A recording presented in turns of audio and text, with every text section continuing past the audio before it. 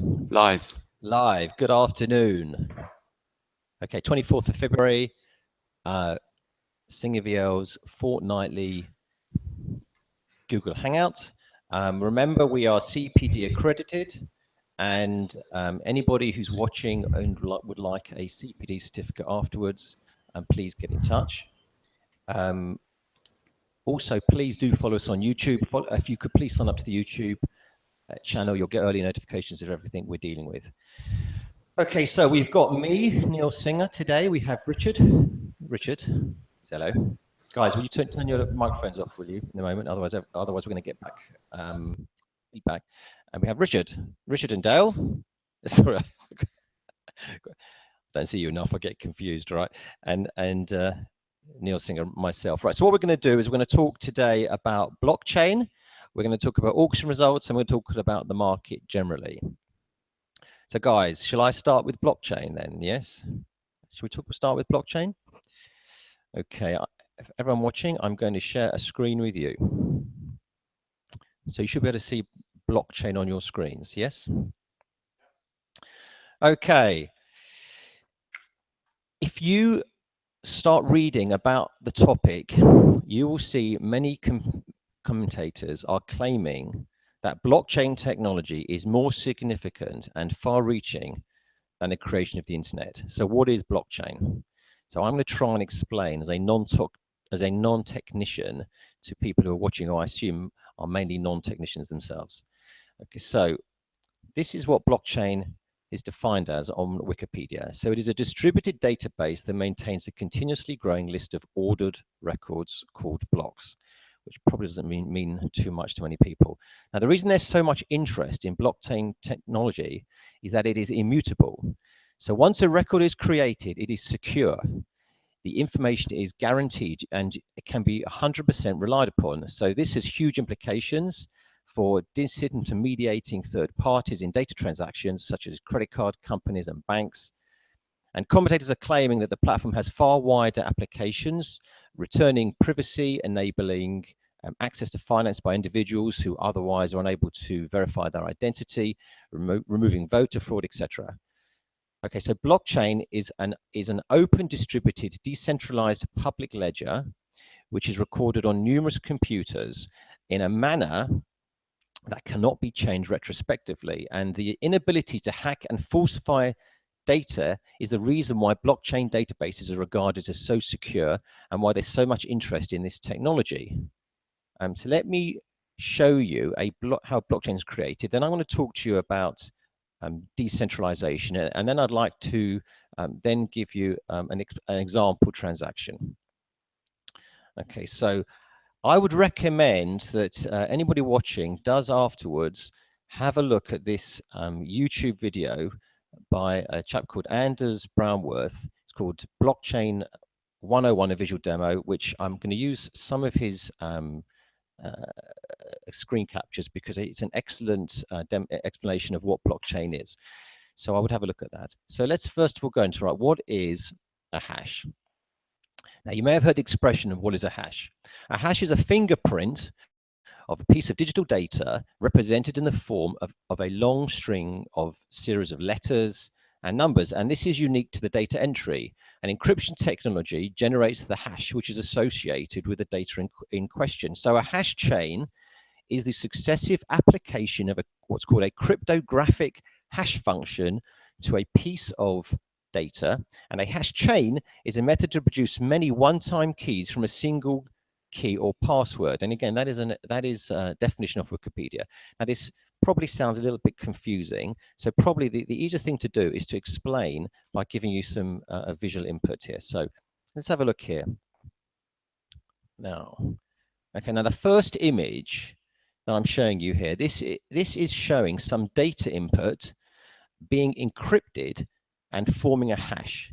And you can see how the previous hash is used to create the next hash. So in this example here, you can see block 1, you can see you've got a data entry field here, and all this information, block, nonce data, all this creates a hash by encryption technology. This hash 000157 goes into the following block, and it forms part of the next hash, along with 235230 data entry points, etc. And that goes into the next block. So the previous hash is used to form the next hash. So if somebody wanted to try and falsify data, you have to change all the previous blocks, which are actually creating the current block. Now, if you look at this example, this is blocks 3 and blocks 4 in the chain that I just showed you. And you can see that where it's pink below, we've put 2 letters in, we've put high. And high, because it's changed the data entry, it's changed the hash at the bottom. So instead of being 00B90, it's now 9D1C. And then 9D1C forms the next previous hash into the following block. So because the data entry of high, it's changed all the following blocks. And that sort of tries to give the idea of the chain. Now, the other point to note is that this data entry can be anything.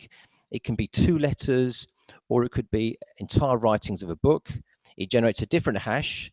And in terms of a chain, one after another forms the block. So if you imagine you had 100 items of data forming one block, and then that one block becomes one of the next 100 in the following block, and then that one block becomes one in the following 100 of the next block. So the thing goes on and on and on. And that's the idea of why changing one is impossible, because you have to change everything follows. Now, let me talk about decentralization and why, again, this is another reason why blockchain is such a powerful technology. Now, imagine you log on to the John Lewis website and you buy something online. You're looking at their online shop. Now, the website is held on a computer, so this means it's held centrally. I'm sure that John Lewis will have mirrors continually sending data backwards and forwards between a number of computers. So if one were to crash, you as a website viewer, you would notice, and you'd automatically be redirected to their mirror. However, in effect, you are looking at one centrally held area of data. And this means that a hacker has a point to target. And in terms of data, a single owner. Now, blockchains, rather than holding data centrally, they store data across a network. It's decentralized. It's run across many computers throughout the world, so there's no one vulnerable point, and that's the whole point about decentralization. So hence why breaking the many blocks on multiple computers globally becomes what appears to be an impossible task. In order to change one block, you've got to change all the blocks in the chain and all the blocks across all decentralized copies of the blocks. Now, what occurred to me, I don't know if you ever watched the Terminator movies, you'll remember that when the machines take over, Skynet goes live, and Skynet has infected millions of computers throughout the world. So there's no one place for the attack. Well, it seems to me it's exactly the same thing with blockchain. Now, I'm not suggesting that Arnold Schwarzenegger is suddenly going to appear, but perhaps the gentleman called Satoshi Nakamoto, who in 2008, he conceived the blockchain ideology. Maybe he was sitting on his sofa having some popcorn and he thought, what a great idea. But it seems to be the same sort of thing. Right, let's move on. Right, I'm now going to show you an example, because if I can explain it, show you a real example, I think this again will help to explain the technology, because it is complicated. Now, I've shown you how technology can be shown to be extremely secure with blockchains. So let's consider a use. Now, there are many data transfers which we can also think about, which would benefit from security and such reliability. But you've probably heard about Bitcoins. Now, Bitcoins operate on the blockchain. Now, it's a cryptocurrency, and I'm going to demonstrate live how it works. Now, if you go to blockchain info, which is a bit confusing. Actually, let me turn back a minute. A bit confusing, because blockchain info is a URL just for one particular blockchain, not the blockchain, one blockchain, but it's the blockchain upon which Bitcoin operates. And you'll find here a definition of what is a Bitcoin. And a Bitcoin is a digital currency in which transactions can be performed without the need for a credit card or central bank. It's designed to enable users to send money over the internet in a very simple and efficient way. Now, you may have heard of what's called a Bitcoin wallet. So this is my Bitcoin wallet on my phone. And anybody wanting to get a Bitcoin wallet, it's very easy. It's like downloading any application. All right, let's move on and show you an actual transaction. Right, so this is my wallet on a computer. And you can see here that there are two transactions. And note that they've been confirmed, which means that they've been verified across multiple computers. And let's investigate one in a bit more detail. And you can then see, again, and understand, hopefully, how the blockchain operates. So if we click on the bottom one, which says transaction confirmed received, this opens up into another view. And there's a few things to note about this view. The first thing is at the top, you can see the script code of the particular transaction that I referred to. You can see that this is a movement of 0.00228 Bitcoins. It's gone from one Bitcoin wallet to another, and it's gone to a wallet which is 1LV. That's actually the ID for my particular Bitcoin wallet. This transaction has been recorded in a block called number 446726. Now let's explore that a bit further and click on this particular key here. You can see the two transactions. You can see that, again, I gained here to 1LV, and then 1LV sent money to this wallet. These are unique identifiers, and you can see the transaction code. So that's showing the transfer of data. But the key point to all this is, if we go a bit further, this is the view I just showed you, and this shows the first this shows a transaction, and the transaction is 642776698. But if you then explore it a bit further and we click on 446726, this is the actual blockchain. You'll see here, this is the blockchain in question, and this is where this transaction has supposedly been recorded. Well, if we then investigate this and we go do a search, you'll see this transaction is one of a whole host, a myriad of transactions. And in fact, if I can just change the view a moment. I want to share this screen with you. So this is that block live, and you can see here there are hundreds and hundreds and hundreds of transactions, and all these transactions are formed into the block 44 that I mentioned to you earlier. So you can understand that if you want to hack and change a block, you're going to be changing the records of all subsequent information, which has got other transactional data in it with its own unique keys. Now, let's just stop here. Let's just have a look at one of these. This one here, this transaction, which was referring to 0.178 Bitcoins. I can't see who has sent and who's received it because I haven't got a key, my key on my wallet to open it. But if this related to my own transaction, as I showed you earlier, I can see a bit more detail where I've actually sent the money. But what's also interesting is some of the size of some of these transactions. I mean, some of these are 39 Bitcoins. The Bitcoin exchange rate is at the moment is around £1,000 a Bitcoin. So these are proper transactions that are occurring across the network. So hopefully I've sort of explained a bit about how blockchain is working. And if anyone's got any questions, then please do enter them, and I'll try and explain as best I can. So let's just now think about the applications, the property industry and the implications. Well, I think it's worth considering a simple transaction before we focus too much on property. So I often send money to South Africa. In order to do so, I buy currency from a broker. I have to, which I use Currencies Direct. I've got to fill in a form online. I've got to buy the currency. I've got to send the money to Currencies Direct. They then have to send the money to South Africa. It goes into an Investec bank account. The Investec bank account then asks me to complete a form. I have to complete a form, and then having completed the form, the money gets released. And then I pay my supplier. Now, that whole transaction can take 3-4 days. But with a Bitcoin transaction, I can open the wallet on my phone, I can enter my supplier's ID, I can press a button, and instantly the money's gone there. It's gone straight into his wallet. All that happens, it has to form part of the next block. That takes about 10 minutes to be validated on computers, and then it's replicated on a decentralized network throughout the world.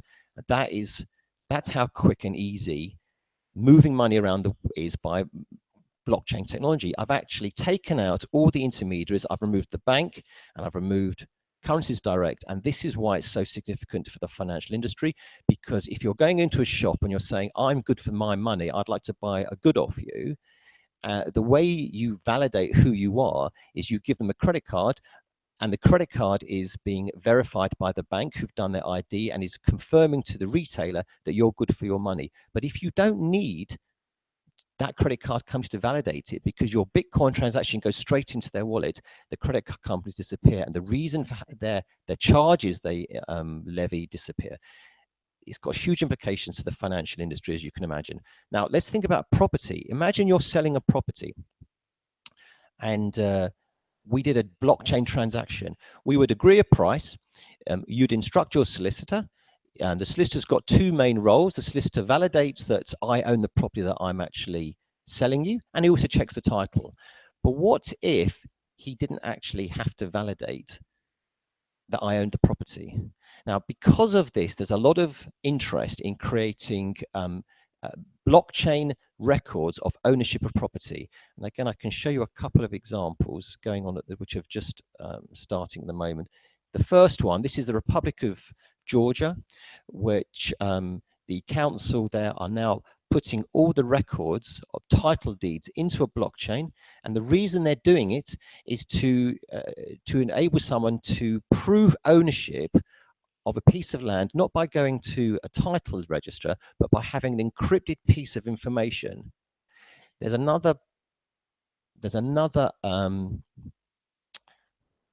example being tried in Cook County in America, and this is being done in association with the International Blockchain Real Estate Association. So I would actually have a look at that. So that's what's happening at the moment. So the idea behind it is that it speeds up transactions. It means that someone who's got a record is guaranteed they've got a record. You can't falsify ownership, and this is why people are very, very interested in the blockchain technology in the property industry.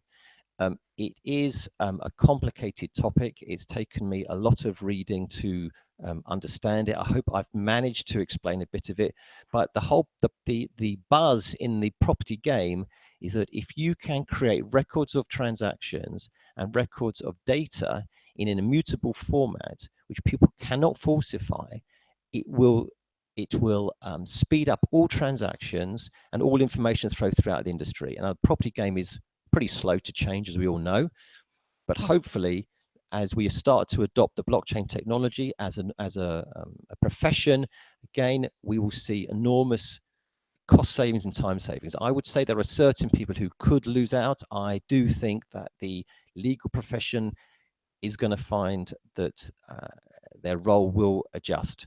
And blockchain technology, you may not have heard of it, but it is coming very quick. So that is hopefully that is of interest. If anybody has got any questions, please ask me now or ask me later. So hopefully that was not too complicated, guys, was it? Was right? What do you think? Okay, should we move on? Next topic. Dale. Hello. You want to talk about auctions, I understand. Yeah, so hi everyone. So we've just had the first commercial property auctions of the year, so just thought it would be useful to briefly take a look at the results, which you may find somewhat surprising.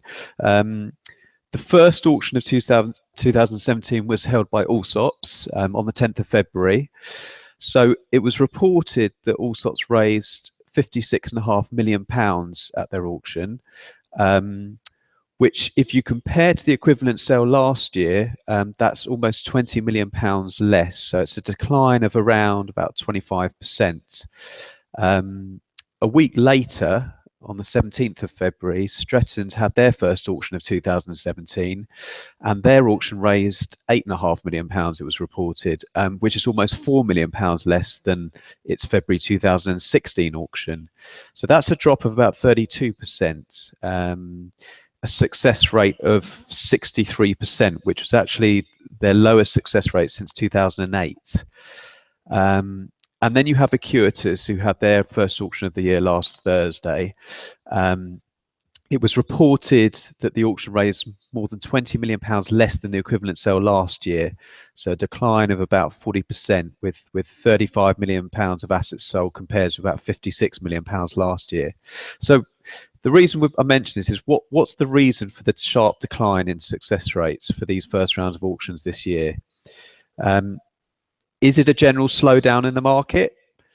Well, it's just been reported in the press that Jones Lang LaSalle's profits have plunged 45% in 2016, which the firms attributed to a slowdown in the UK investment market. And they actually said the decline in profitability was primarily UK focused. So maybe that's a reason. Another reason, is it because there are less buyers out there? I personally am not so sure that's the case. It's been widely reported that private investors are increasingly sort of turning their backs on the residential sector and buying commercial properties instead. I think which is largely prompted by the 3% surcharge payable now on stamp duty for second homes. We here have seen a noticeable increase in new inquiries, particularly this month, from investors who are new to the commercial market.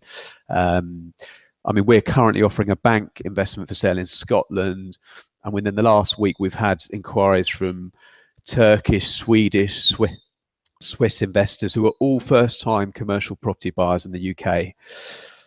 So maybe another reason is maybe the reserves are being set too high, or maybe just the traditional ballroom auction is not always, sometimes it's the answer, but maybe it's not always the answer. I don't know what sort of you, Richard or Neil, think about it, but that's my sort of overview of the auction so far this year. Yes, I've got particular views, but I might temper them slightly. Richard. Thanks, guys. But can the decrease in sale volumes at the traditional ballroom auctions be attributed solely to a plateauing investment market?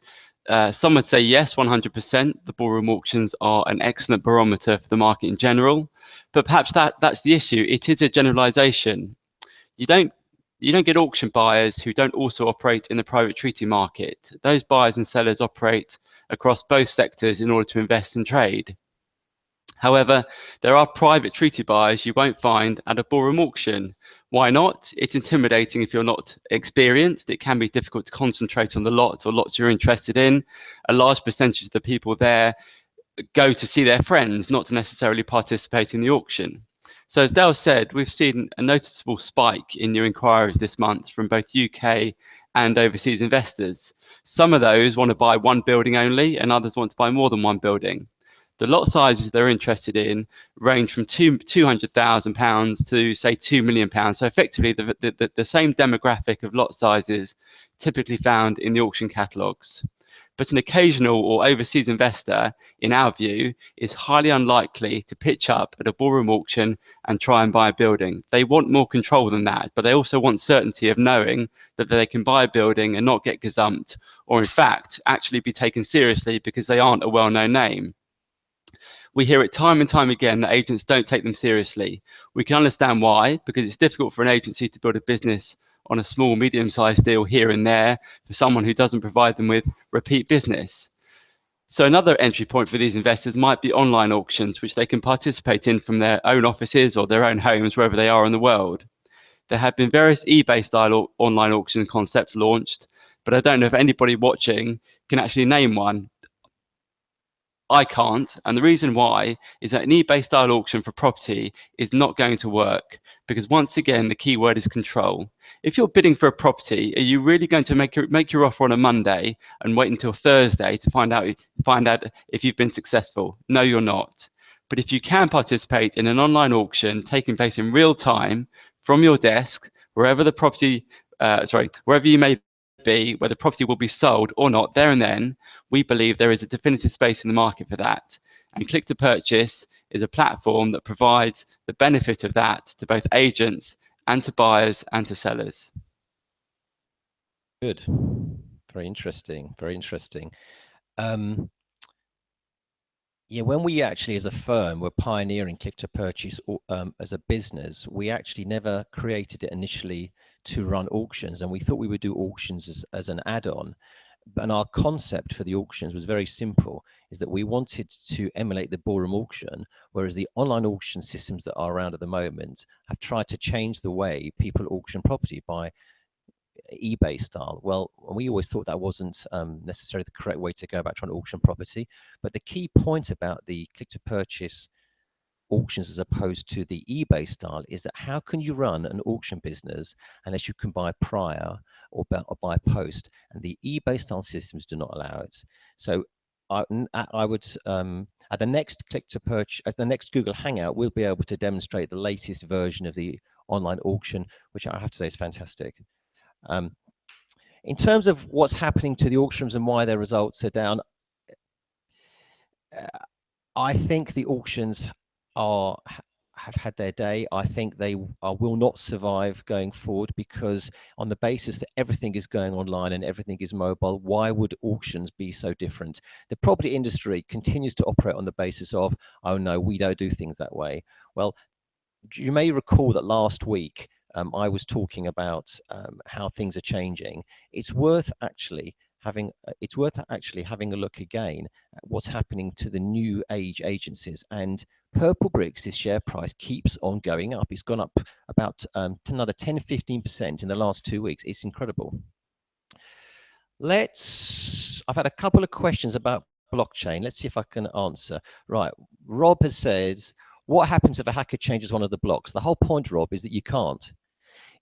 If you change one block, that block is decentralized and copied across multiple computers throughout the entire world. Therefore, if you're hacking into one particular computer, you've got to hack into multiple computers all at the same time, changing the blocks in every single computer.